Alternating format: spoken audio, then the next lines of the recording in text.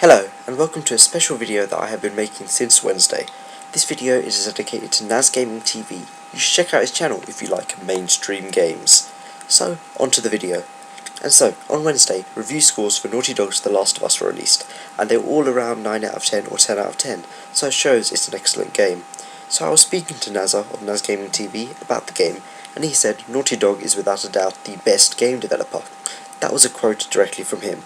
And I know what you're thinking, whoa, hang on a minute, he said the best game developer?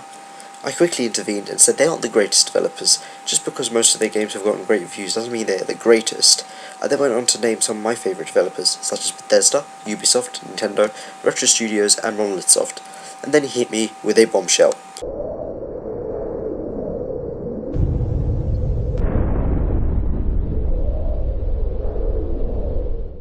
I quote, "No, none of the non-mainstream developers are good." Just what? I had to reply with a recent EA controversy, but I thought it's best not to even bother trying to argue his point about mainstream developers. So that's why I'm making this video. I want your opinions on mainstream developers versus the indie and unpopular devs. But first, I'm going to go into detail on my opinions. So, in my opinion, I think that most of the underrated, unpopular or indie developers are usually equal or can even overshine the mainstream ones. An example of this is if I were to compare Monolith Soft with Activision. Now, Activision make a lot of different games and are very well known throughout the gaming community for their work on the Call of Duty, James Bond games and very popular but now defunct Guitar Hero series. Monolith Soft are the complete opposite, quite an unpopular developer who are not so, let's say, acquainted with the gaming public. They are known for their work on the Xenosaga series, co-developing The Legend of Zelda Skyward Sword, and for creating the universally acclaimed Xenoblade Chronicles. Now let's weigh this up a little. Activision's Call of Duty series has a new entry every year, and what's different each time? A new campaign which plays exactly the same, some new guns and some new maps, but everything else is the same. The game is basically the same under a different name. But look at the reception that is given to the game. They get such high review scores, tons of advertising, and sell so well. But do the gamers of today not understand when they are paying over £40 on a carbon copy of the same game? What I find even more outrageous is what Activision said about Call of Duty Ghosts at the recent Xbox One event. And also added an AI system to it, so we have fish move out of the way when you get close to them.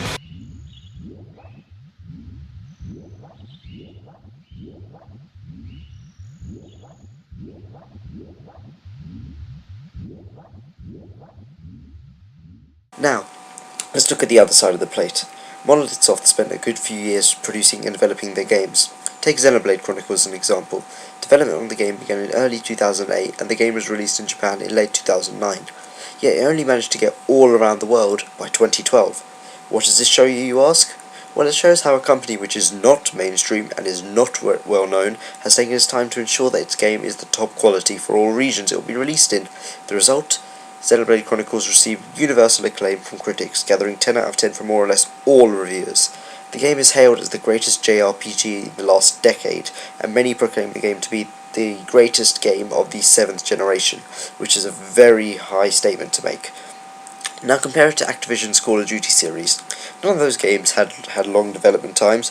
Just to make sure the quality is high, they do it through DLC. To Xenoblade?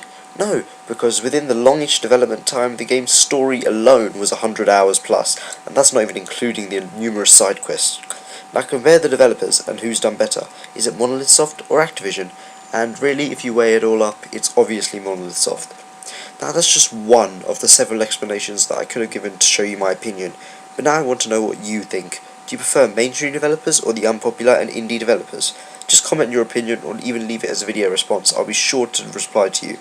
Thanks for watching, and I hope you enjoyed this video. Be sure to drop a like and hit that subscribe button. Thanks for watching, and goodbye.